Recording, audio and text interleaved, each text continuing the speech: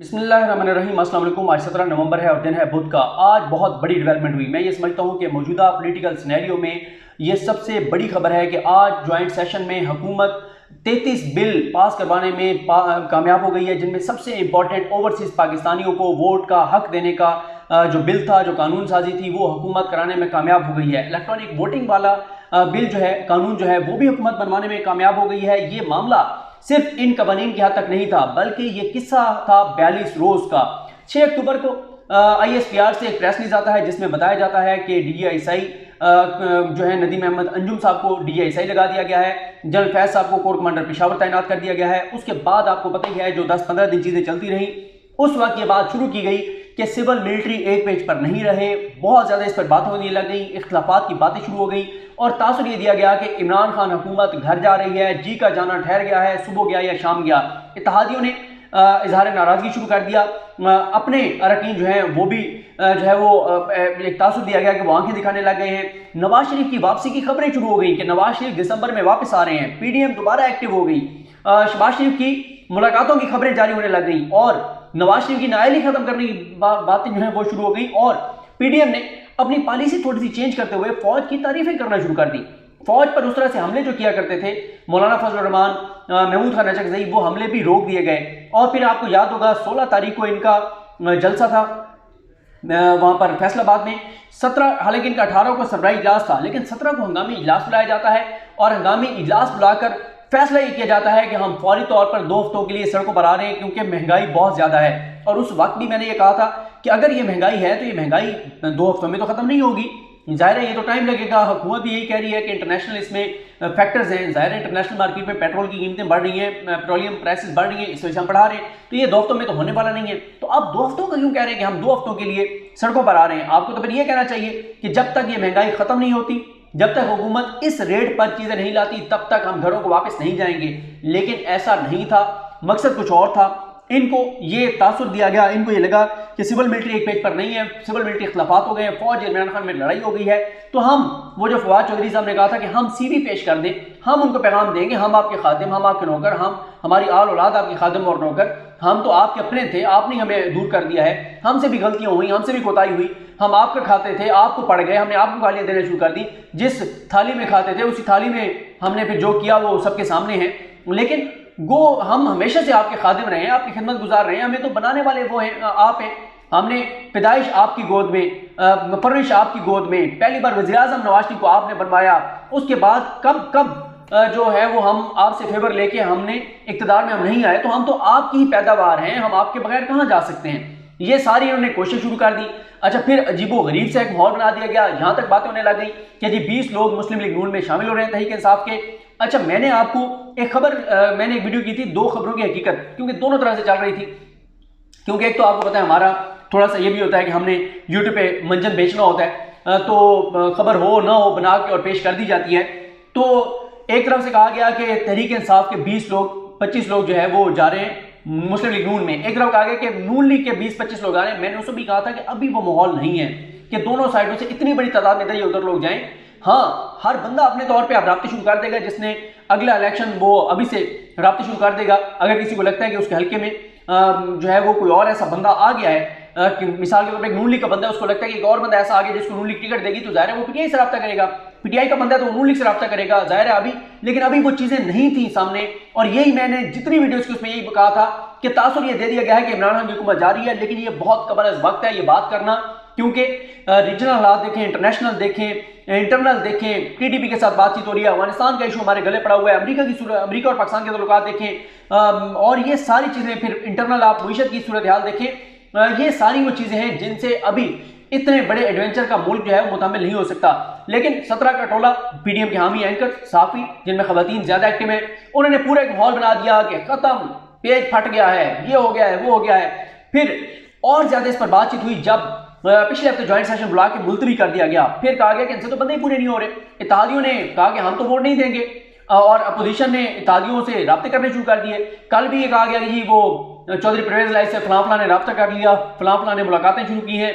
और फिर आपको पता है कि अमेरिका की नाज़िमुल अमूर जो है वो भी एक्टिव थी, वो भी मुलाकातें। तो ये सारा एक तासुर ये दिया गया कि इमरान खान जा रहा है घर, इमरान खान की गेम खत्म हो गई है, फौज और इमरान खान में लड़ाई हो गई है, और ये खुद अपने लोगों को ये तासुर देते रहे कि फौज अब हमारे साथ है। ये वो लोग हैं जो, इनका बयानिया क्या है, वोट को इज्जत दो।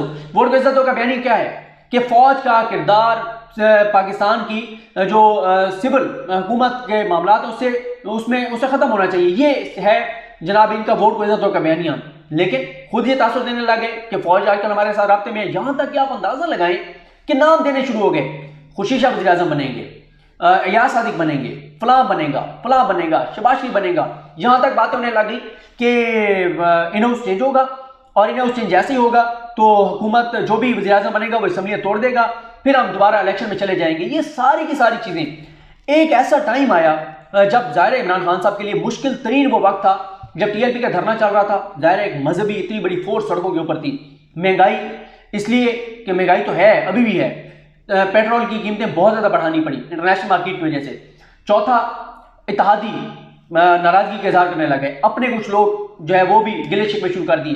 तो एक ऐसा माहौल बना जिस वजह से अपोजिशन जो है वो अर्श पर चली गई, वो आसमान पे चली गई। उन्होंने कहा क्या बात है, अब तो हम नहीं छोड़ेंगे इमरान खान को, अब तो हम इमरान खान को रहने और नहीं देंगे, इमरान खान जेल जाएगा, इमरान खान ये होगा वो होगा। ये सारी बातें इन्होंने करना शुरू कर दी। 2022 में इलेक्शन होंगे, तरह तरह की चीजें शुरू कर दी। लेकिन आज वो जो 42 रोज का किस्सा था जो 6 अक्टूबर से शुरू हुआ था, आज 42 रोज बाद 17 नवंबर को वो चैप्टर क्लोज हो चुका है। वो जो अपोजिशन एक तासुर दे रही थी कि फौज के साथ उनके राब्ते हैं, इमरान खान बंदे पूरे नहीं कर सकेंगे, इमरान खान के अपने इनको छोड़ गए हैं और 20 लोग नूरी में शामिल हो रहे हैं, तो आज जो है ये इनको शिकस्त हुई है। इनके दावे, मैंने कहा था ट्वीट करके कि जितने पीडीएम के हामी है 17 का टोला जो ट्वीट्स करके और खुश हो के और बड़े इनके जो है ना वो इनकी बिल्कुल इतने ये उसमें थे ना, जो है ना वो ढोल की थाप पे भंगड़े और क्या क्या नहीं कर रहे थे कि क्या जी इमरान खान खत्म हो गई है गेम, आ रहे हैं नवाज शरीफ, वापस आ रहे हैं नवाज शरीफ की रैली खत्म होगी, नून लीग इक़्तिदार में आ रही है, इमरान खान को ये कर देंगे, इमरान खान को वो कर देंगे। मैंने ये कहा है कि इनके ट्वीट्स निकालें पुराने, इनके पुराने प्रोग्राम निकालें। एक एंकर ने तो बैठ के कहा कि ये ईवीएम बीवीएम वाला चैप्टर क्लोज, कोई ज्वाइंट सेशन नहीं, खत्म, ये वो सारा कुछ।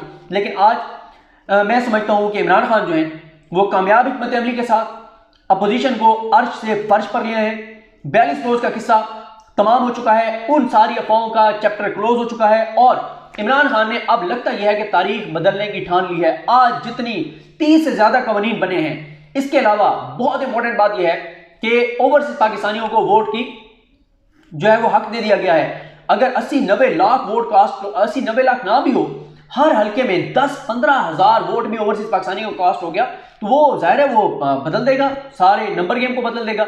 और ये सारे के सारे पीडीएम के जो हामी एंकर्स हैं उन ओवरसीज पाकिस्तानियों को गालियां दे रहे हैं जो ओवरसीज पाकिस्तानी अरबों डॉलर हर साल पाकिस्तान में भेजते हैं और उनमें मुसलसल इजाफा हो रहा है, जिनकी वजह से पाकिस्तान की मुईशत चल रही है। ये ओवरसीज पाकिस्तानी हैं जो पाकिस्तान में रहने वालों से ज्यादा पाकिस्तान से मोहब्बत करते हैं। ये ओवरसीज पाकिस्तानी हैं जो यहाँ पे पाकिस्तान में सबसे ज्यादा चैरिटी करते हैं। ये ओवरसीज पाकिस्तानी हैं जो सबसे ज्यादा यहाँ पर लोगों को फैसिलिटेट अपने तौर पे कर रहे होते हैं, अपने तौर पे वो वेलफेयर प्रोजेक्ट्स चला रहे होते हैं, चीजें कर रहे होते हैं। और सबसे बड़ी बात यह है कि वो जो रेमिटेंसेस भेज रहे होते हैं, चाहे वो अपनी फैमिली को भेज रहे होते हैं, लेकिन वो बाहर से पैसा आ रहा होता है।